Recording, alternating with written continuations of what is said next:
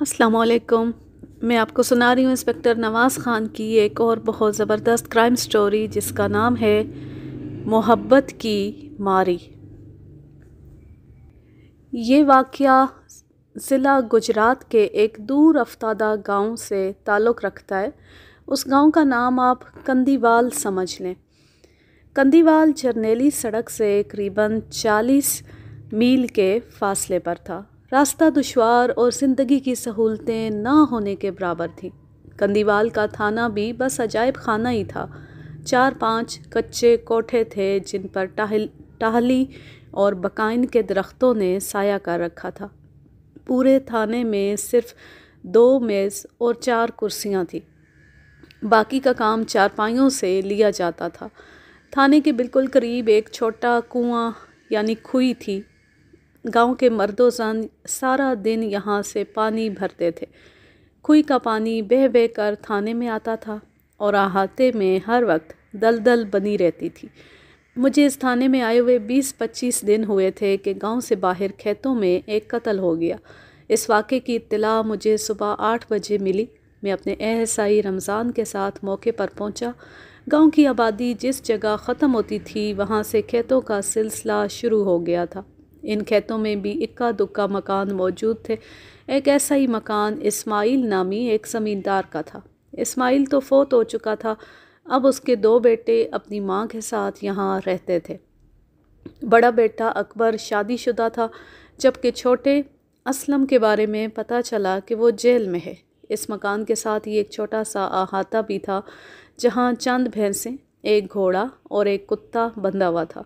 یہ بلڈاگ کتا کافی جسیم تھا اور رات کو اس کے بھونکنے کی آواز مجھے کئی فرلونگ دور تھانے میں آیا کرتی تھی۔ مقتول کی لاش اس احاطے سے قریباً 30 گز دور گندم کے ادپکے کھیتوں میں پڑی تھی۔ موقع پر کافی لوگ جمع ہو چکے تھے۔ ان میں گاؤں کا چودھری محمد بوٹا اور پٹواری ہاشم بھی شامل تھے۔ ہاشم قانون کی باریکیاں سمجھنے والا ہوشیار چالاک بندہ تھا۔ اس نے کسی کو کھیت میں گھسنے نہیں دیا تھا اور نہ ہی کسی چیز کو ہاتھ لگانے دیا تھا۔ لوگوں کے چہروں پر خوف و ہراس پایا جاتا تھا اور وہ دائرے کی شکل میں کھڑے دور دور سے لاش کا نظارہ کر رہے تھے۔ یہ لاش ایک 30-35 سالہ شخص کی تھی۔ اس نے ڈبی دار کپڑے کی شلوار قمیض پہن رکھی تھی، پاؤں میں پشاوری چپل تھی، سر ننگا اور شیو ذرا بڑی ہوئی تھی۔ وہ اوندے منہ خشک زمین پر پڑا تھا۔ بظاہر جسم پر کوئی زخم نظر نہیں آ رہا تھا، لیکن سر کے پاس زمین پر خون کے دھبے تھے۔ یہ شخص اس گاؤں کا نہیں تھا اور نہ ہی اسے کبھی یہاں دیکھا گیا تھا۔ میں نے قریب جا کر لاش کا معائنہ کیا۔ متوفی شکل و صورت سے جرائم پیشہ نظر آتا تھا۔ اس کی قمیض کے نیچے شلوار کے نیفے میں ایک بڑے پھل کا چاقو موجود تھا۔ میں نے اسے کندھوں سے تھام کر بڑے آرام سے سیدھا کیا۔ اس کی دائیں کن پٹی پر ایک زخم تھا۔ یہ زخم کسی تیز دھار آلے کا نہیں تھا، ڈنڈے، اینٹ یا لاٹھی وغیرہ سے ضرب لگائی گئی تھی۔ لاش کے ارد گرد کی زمین دیکھنے سے صاف طور پر پتہ چلتا تھا کہ یہاں دھینگا مشتی ہوئی ہے۔ متوفی کے پاؤں سے ایک چپل اتر چکی تھی۔ اس کے گریبان سے ٹوٹنے والے 2 بٹن بھی موقع پر پڑے تھے۔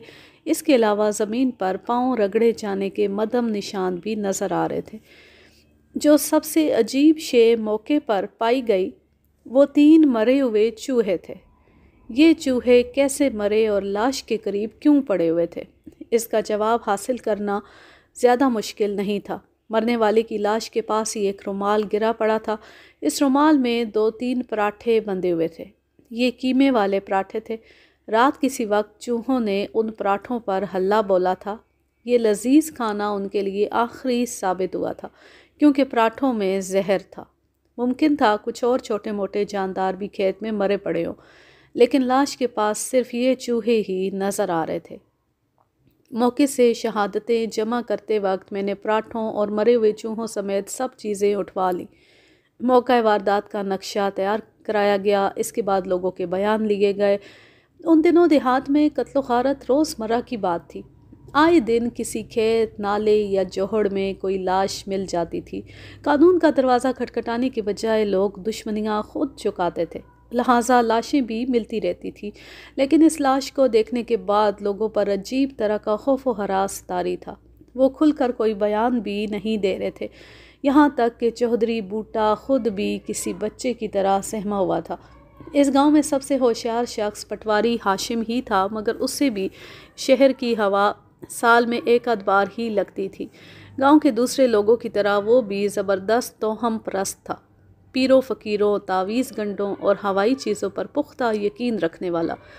میں نے اسے ایک طرف لے جا کر ٹٹولا تو وہ کہنے لگا، جناب، گاؤں والوں کا خیال ہے کہ یہ قتل شتل کچھ نہیں، اس بندے کو ہوائی چیزوں نے مارا ہے۔ میں کچھ سمجھا نہیں۔ ہاشم کی نظریں بھینسوں والے کچے احاطے کی طرف اٹھ گئیں۔ میں نے دیکھا کہ وہ کچھ ڈری ڈری نظروں سے شکاری کتے کی طرف دیکھ رہا تھا۔ جیسا کہ میں نے بتایا ہے، یہ کافی بڑا کتا تھا۔ آنکھیں بالکل سرخ اور منہ بھینس کے بچڑے جتنا تھا۔ اس کے منہ پر جالی چڑھی ہوئی تھی، ورنہ وہ بھونک بھونک کر آسمان سر پر اٹھا لیتا۔ میرے سوال کا جواب دینے کی بجائے ہاشم نے پوچھا، آپ نے سائیں سانول کا نام سنا ہوا ہے؟ میرا جواب نفی میں تھا۔ ہاشم بولا، سائیں سانول علاقے کا بڑا مشہور آدمی ہے، یہاں سے کچھ دور روہی نالے کے کنارے جھونپڑی ڈال کر رہتا ہے۔ کسی زمانے میں بڑا سوہنا جوان تھا، کھیت مزدوری کرتا تھا، پھر اس نے داڑھی رکھ لی اور چلے کاٹنے لگا۔ آہستہ آہستہ بالکل ہی درویش بن گیا۔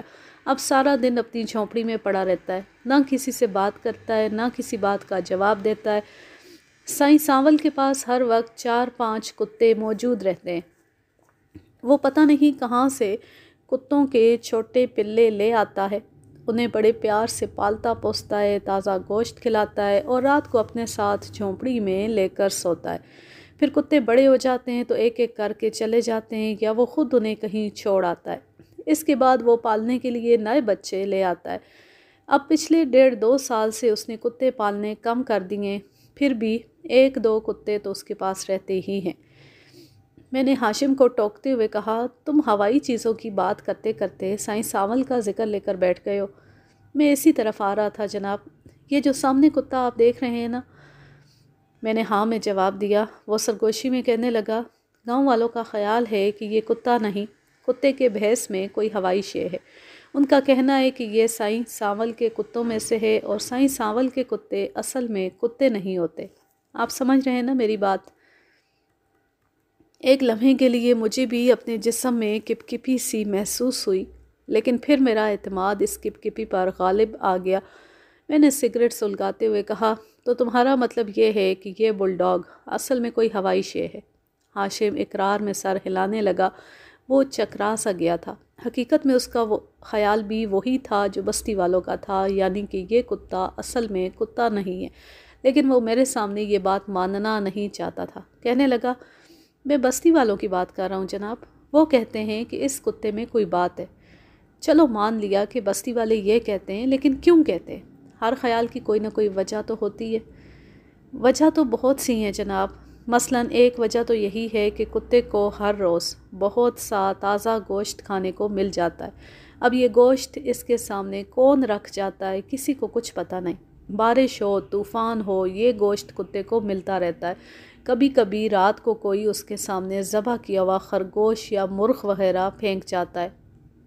3-4 ماہ پہلے کی بات ہے، ہماری گاؤں کے ایک شخص جوگندر سنگھ ماچھی نے سوچا کہ وہ رات کو چھپ کر دیکھے گا کہ کتے کے پاس کون آتا ہے۔ وہ شام پڑے چوری چھپے یہاں آیا اور مکئی کے کھیت میں گھس کر بیٹھ گیا۔ آدھی رات سے ذرا پہلے اسے کالے سانپ نے ڈس لیا۔ وہ چیختا چلاتا گاؤں کے اندر پہنچا، فوراً اسے قریبی قصبے کے سنیاسی کے پاس پہنچایا گیا۔ بروقت دوا دارو سے اس کی جان بچ گئی، لیکن کئی دن تک ناک، منہ اور کانوں سے خون آتا رہا۔ اس واقعے کے بعد لوگوں کو پختہ یقین ہو گیا کہ یہ کوئی معمولی کتا نہیں ہے۔ اب کئی لوگ چڑھاوے کے طور پر راتب بنا کر کتے کے سامنے رکھ جاتے ہیں۔ کبھی کوئی بکرے کی کلیجی پھینک جاتا ہے، کبھی گوشت اور کبھی قیمہ اس کے سامنے نظر آتا ہے۔ بڑی عجیب کہانی سامنے آئی تھی۔ ساری کمزور عقیدے کی بات تھی۔ جب اوپر والے پر بندے کا ایمان پختہ نہیں ہوتا تو وہ ہر اس چیز سے خوف کھانے لگتا ہے جس کی اسے سمجھ نہ آئے۔ یہاں سیدھے سادے دیہاتیوں کو یہ پتہ نہیں چلا تھا کہ کتے کے سامنے تازہ گوشت کون پھینکتا ہے۔ بس اس الجھن کو انہوں نے ہوائی چیزوں کا رنگ دے دیا تھا۔ میں نے کتے کے مالکوں سے بات کی۔ جیسا کہ میں نے بتایا ہے، اسلم نامی ایک لڑکا جیل میں تھا۔ یہ کتا اسی کا تھا۔ گھر میں اسلم کی ماں کے علاوہ بھابھی اور بھائی بھی رہتے تھے۔ اس کے علاوہ 3 اور 1.5 برس کے 2 بچے تھے۔ دوسرے لفظوں میں گھر کا سربراہ اسلم کا بڑا بھائی اکبر تھا۔ اکبر 30 سال کے لگ بھگ ایک تنومند شخص تھا۔ مکان کے ارد گرد 6 کھیت اس کے اپنے تھے۔ وہ کھیتی باڑی کرتا تھا، بھینسوں کا دودھ نکالتا تھا، مرغیوں کے انڈے کھاتا تھا اور چین کی بانسری بجاتا تھا۔ اپنے گھر کے بالکل قریب لاش پائے جانے پر وہ خاصا پریشان نظر آ رہا تھا۔ صاف ظاہر ہو گیا تھا کہ اس لاش کا کوئی تعلق اسلم کے بل ڈاگ کتے سے ہے۔ مرنے والا شخص کتے کے لیے قیمے والے پراٹھے لایا تھا۔ یہ پراٹھے زہریلے تھے، یعنی وہ کتے کو مارنے کے لیے آیا تھا اور مر خود گیا تھا۔ وہ کیوں مرا تھا؟ یہ سوال جتنا پیچیدہ تھا اتنا ہی اہم بھی۔ میں نے جب اس بارے میں اکبر سے پوچھا تو وہ کانپتی آواز میں بولا، تھانے دار صاحب، بڑی سے بڑی قسم لے لیں، ہمیں اس بارے میں کچھ پتہ نہیں۔ اللہ جانے یہ بندہ کب یہاں آیا، کیوں آیا اور کیسے مارا گیا۔ مجھے تو صبح اذانوں کے وقت میری بیوی نے بتایا کہ شکارہ بڑی دیر سے بھونکتا جا رہا ہے۔ شکارہ اسلم کے کتے کا نام ہے جی۔ میں لالٹین لے کر باہر نکلا، ادھر ادھر دیکھا، کوئی نظر نہیں آیا۔ اتنے میں کھیت کے اندر 2 آوارہ کتے نظر آئے۔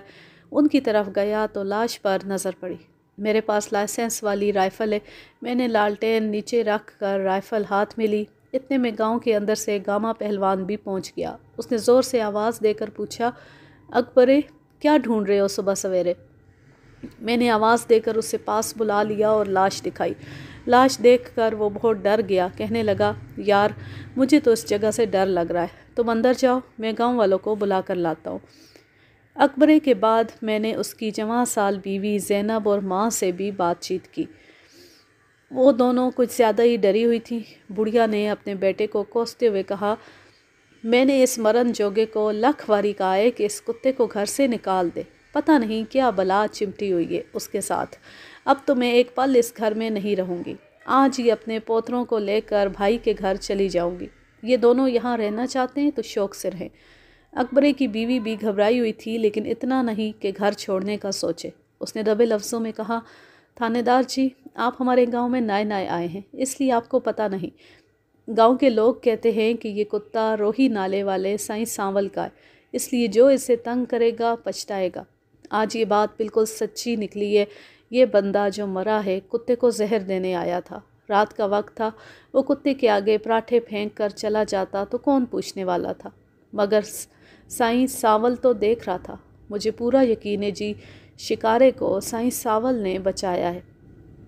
میں نے جن دوسرے افراد سے بیان لیا ان سب نے بھی یہی اشارہ دیا کہ یہ کوئی عام قتل نہیں ہے، اس کے پیچھے کوئی اندیکھا ہاتھ ہے۔ ظاہر ہے میں بھی اندیکھے ہاتھ پر اعتبار کر لیتا تو پھر تھانے میں بیٹھنے کی ضرورت ہی نہیں تھی، بلکہ سرے سے تھانے کی ضرورت ہی نہیں تھی۔ ہوائی چیزوں کا بھلا پولیس کیا بگاڑ سکتی ہے؟ یہ تو عاملوں، فقیروں اور تعویذ گنڈے والوں کا کیس ہوتا ہے۔ میں صاف طور پر دیکھ رہا تھا کہ لاش کی کن پٹی پر کسی وزنی شے سے ضرب لگائی گئی ہے۔ اس کے علاوہ موقع واردات پر کھینچا تانی کی نشانیاں بھی تھیں۔ کسی سے دشمنی ہے تمہاری؟ کوئی ایسا بندہ بھی ہے جو تمہارے کتے کو زہر دے کر مار سکتا ہو؟ اکبرے کے چہرے پر سوچ کے آثار نظر آئے۔ کہنے لگا، جناب ایک بندہ تو ایسا ہے، لیکن میں غلط بات نہیں کروں گا، آخر خدا کو جان دینی ہے۔ مجھے یقین نہیں کہ زہر دینے میں اس بندے کا ہاتھ ہے۔ میں اور اکبرہ عام لوگوں سے ہٹ کر کچھ دور کھیت کی منڈیر پر بیٹھے تھے۔ میں نے کہا، دیکھو تم اپنے یقین اور غیر یقینی کی بات نہ کرو، جو کچھ میں پوچھ رہا ہوں وہ بتاؤ۔ کون بندہ ہے جس پر تم زہر دینے کا شبہ کر سکتے ہو؟ اکبرے نے گہری سانس لے کر کہا، جناب اس کا نام غاسہ چنگڑ ہے۔ میرا بھائی اسلم جیل میں ہے تو اس کی وجہ یہ غاسہ چنگڑ ہی ہے۔ آج سے 4-5 مہینے پہلے کھاریاں کے قریب شکار کرتے ہوئے دونوں میں جھگڑا ہو گیا تھا۔ اس لڑائی میں لاٹھیاں کلہاڑیاں لگنے سے کئی بندوں کے سر پھٹے تھے، لیکن ایک بندہ شدید زخمی ہو گیا تھا۔ یہ خاصے چنگڑ کا بھائی دینا تھا۔ اس کے پیٹ میں شکاری رائفل کے چھرے لگے تھے اور کھاریاں کے اسپتال میں اس کا بڑا آپریشن ہوا تھا۔ شکاری رائفل چلانے والا اسلم تھا، اس لیے اس پر کیس بن گیا۔ اب عدالت سے اسے 2 سال قید بامشقت کی سزا ہوئی ہے۔ تم یہ کیوں کہہ رہے ہو کہ خاصا چنگڑ تمہارے کتے کو زہر نہیں دے سکتا؟ میں نے یہ نہیں کہا کہ خاصا زہر نہیں دے سکتا، یہ کہہ رہا ہوں کہ یہ زہریلے پراٹھے بھیجنے والا خاصا نہیں ہے۔ وجہ یہ ہے کہ مرنے والا سانسی ہے۔ یہاں علاقے میں آج کل سانسیوں اور چنگڑوں میں زبردست جھگڑا چل رہا ہے۔ کوئی سانسی کسی چنگڑ کی شکل دیکھنے کا روادار نہیں۔ پھر یہ کیسے ہو سکتا ہے کہ مرنے والے کو غاصے نے بھیجا ہو؟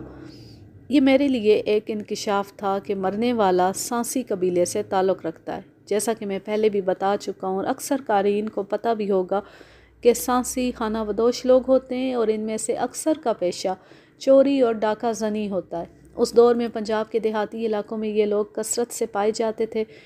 جرائم کرنے کے بعد یہ لوگ اکثر پوٹھوہار کے دشوار گزار علاقے میں روپوش ہو جاتے تھے اور پولیس بیچاری سر پیٹتی رہ جاتی تھی۔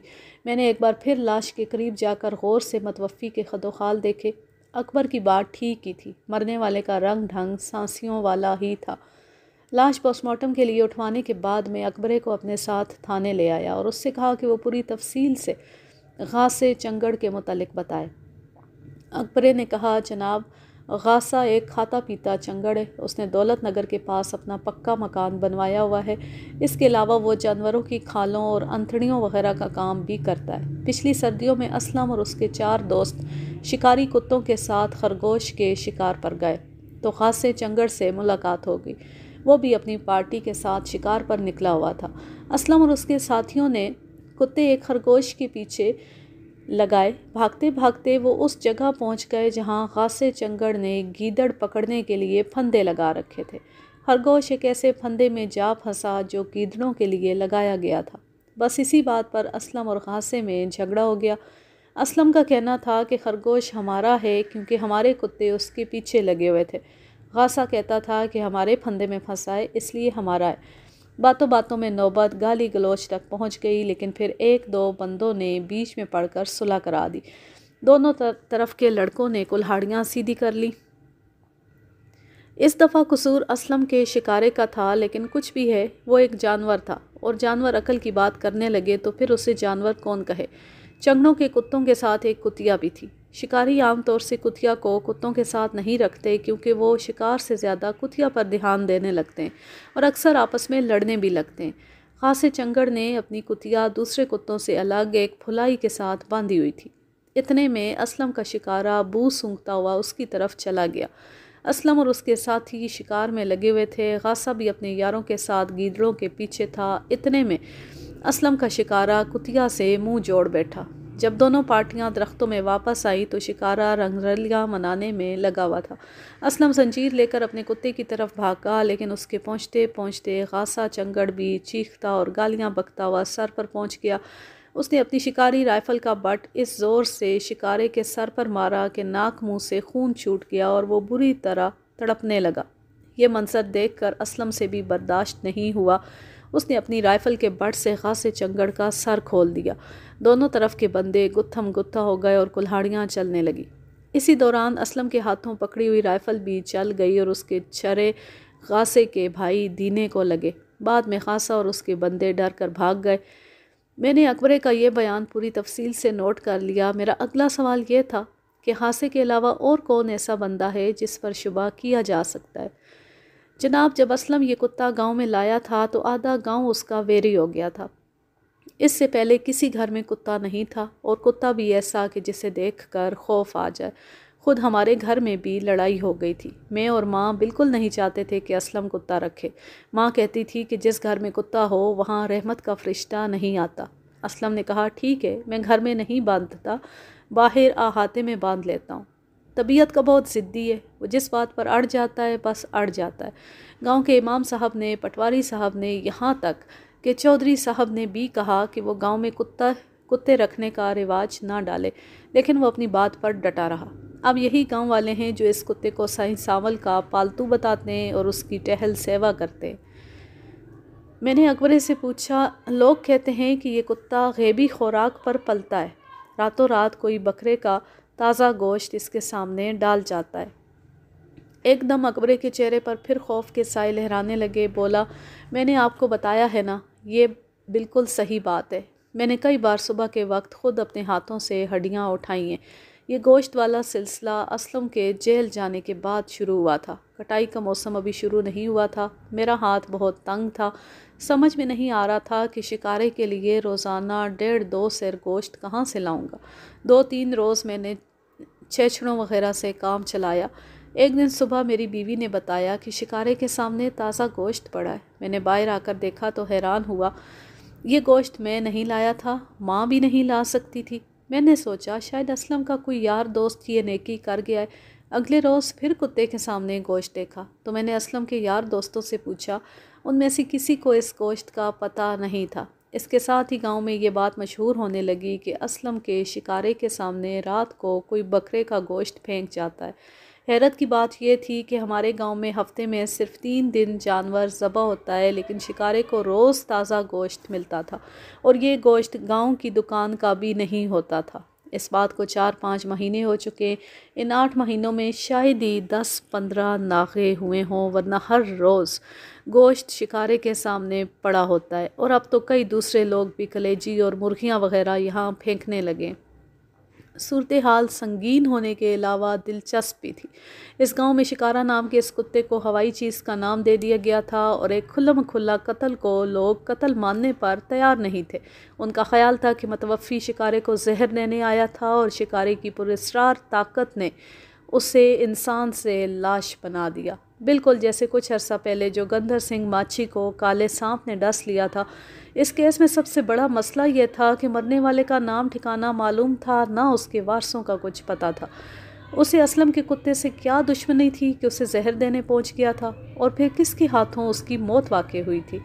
رات کو اس سلسلے میں میری چودھری سے بھی بات ہوئی۔ چودھری نے اپنی حویلی میں میری دعوت کر رکھی تھی۔ میں ایسی دعوتوں میں کم ہی شریک ہوتا تھا، لیکن چودھری بوٹے کو میں ٹٹولنا بھی چاہتا تھا، اس لیے دعوت پر چلا گیا۔ مرغن کھانے کے بعد چائے کا دور چلا، اور پھر باتیں شروع ہوئیں۔ چودھری نے اکبرے کے بیان کی تصدیق کی۔ اس نے بتایا کہ اسماعیل کا پتر اسلم قریباً 8 مہینے پہلے اس کتے کو گاؤں میں لایا تھا۔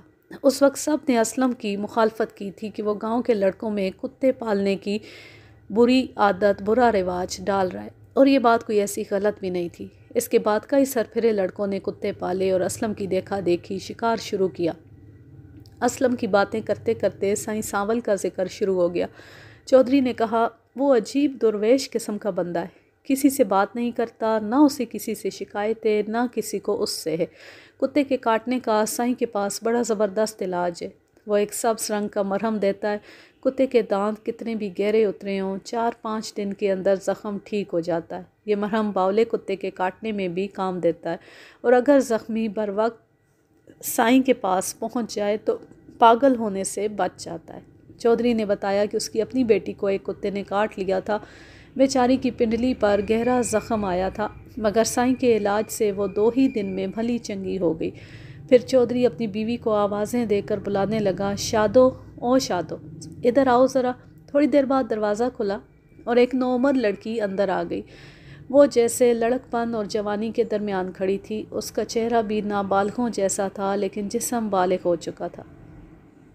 چودھری نے شاید کبھی اسے اتنے غور سے نہیں دیکھا تھا، یا دیکھا تھا تو جان بوجھ کر آنکھ چرا رکھی تھی۔ اس نے بیٹی کو بالکل اس انداز سے بلایا جیسے وہ ابھی نوعمر بچی ہے۔ اے شادو، ادھر آ، ذرا اپنے چاچا جی کو ٹانگ دکھا اپنی۔ کہاں کاٹا تھا کتے نے؟ شادو نے 2 قدم آگے آ کر چاچا جی سلام کہا اور تن کر کھڑی ہو گئی۔ اسے بالکل پرواہ نہیں تھی کہ دوپٹہ اس کے کندھے سے ڈھلک کر پیروں میں جھول رہا ہے۔ اس کی عمر اتنی نہیں تھی کہ مجھے چاچا جی کہتی، اور نہ ہی اتنی تھی کہ اپنے دوپٹے سے اس طرح لاپرواہ ہو جاتی، لیکن لگتا تھا وہ اپنے باپ کے کہے کو سچ سمجھ رہی ہے اور خود کو ایک لنڈری لڑکی ہی خیال کرتی ہے۔ چودھری نے کہا، دکھا نا پتری اپنی ٹانگ۔ پتری نے ایک ٹانگ موڑے پر رکھی اور لال گلابی شلوار کو چٹکی سے پکڑ کر تھوڑا سا اونچا کر دیا۔ سفید دودھیا پنڈلی پر ٹخنے سے ذرا اوپر زخم کا مدھم نشان موجود تھا۔ دیکھیں جی کتنا گہرا زخم ہے، لیکن سائیں کے مرہم نے یوں ٹھیک کیا کہ پتہ ہی نہیں چلا۔ کسی آوارہ کتے نے کاٹا تھا؟ نہیں جی، میں ابے امی کے ساتھ شادی پر گئی ہوئی تھی ساتھ والے پنڈ میں، وہاں ہمسایوں کا کتا تھا، وہ رات کو کھلا چھوڑ دیتے تھے۔ ایک رات انہوں نے اسے جلدی کھول دیا۔ ہم کچھ لڑکیاں چھپن چھپائی کھیل رہے تھے، میں چھپنے کے لیے ہمسایوں کی چھت پر گئی اور کتے نے مجھے کاٹ کھایا۔ میں نے غور سے لڑکی کو دیکھا، وہ بہت لٹک مٹک کر بول رہی تھی، کبھی لگتا تھا معصوم ہے، کبھی لگتا تھا معصوم بن رہی ہے۔ ہاں ایک بات واضح تھی کہ اسے گھر میں بہت لاڈ پیار سے رکھا گیا تھا۔ ایسا نخریلا پن اسی اولاد میں آتا ہے جسے بچپن میں کسی بات پر ڈانٹا ڈپٹا نہ گیا ہو۔ لڑکی سلام کر کے باہر چلی گئی تو چودھری نے حقے کی بل کھاتی نے منہ میں ڈال کر ایک طویل کش لیا اور فکر مندی کے لہجے میں بولا، ویسے اس کتے میں کوئی نہ کوئی بات ہے ضرور۔ اب یہ شادو والا معاملہ ہی لے لے۔ شادو کو بھی بڑی چڑ تھی شکارے سے۔ ایک روز وہ شادو اور اس کی سہیلیوں کے پیچھے پڑ گیا تھا۔ شادو نے بے نقط سنائی تھی اسلم کو، پھر اسلم کی ماں سے لڑنے ان کے گھر پہنچ گئی تھی، بڑی تو میں ہوئی تھی۔ اس کے 2 ہفتے بعد ہی ساتھ والے گاؤں میں شادی تھی۔ ہم وہاں گئے تو شادو کو ہمسایوں کے کتے نے کاٹ لیا۔ وہ تو خدا کا شکر ہے سائیں ساول اپنے ڈیرے پر موجود تھا، اس نے بروقت دوا دارو کر دیا، ورنہ پتہ نہیں کیا ہو جاتا۔ شادو کی مرم پٹی کرنے کے بعد سائیں ساول نے کہا تھا کہ کتے کو 1 ہفتہ باندھ کر رکھو، اگر اس دوران وہ مر گیا تو لڑکی کو دوبارہ ڈیرے پر لانا ہوگا۔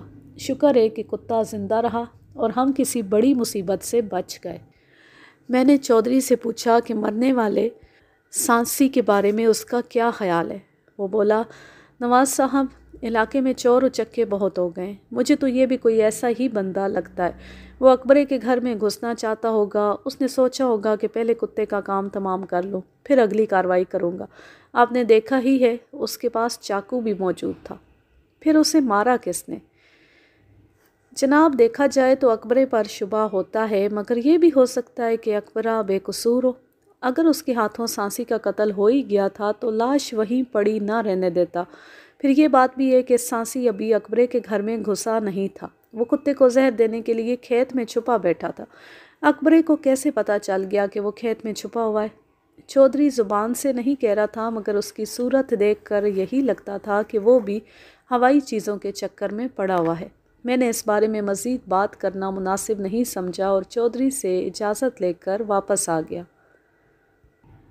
آج کے لیے بس اتنا ہی، اب میں لیتی ہوں آپ سے اجازت۔ جا رہیں، خوش رہیں، شاد و آباد رہیں، ہنستے مسکراتے رہیں۔ اللہ حافظ، اللہ نگہبان۔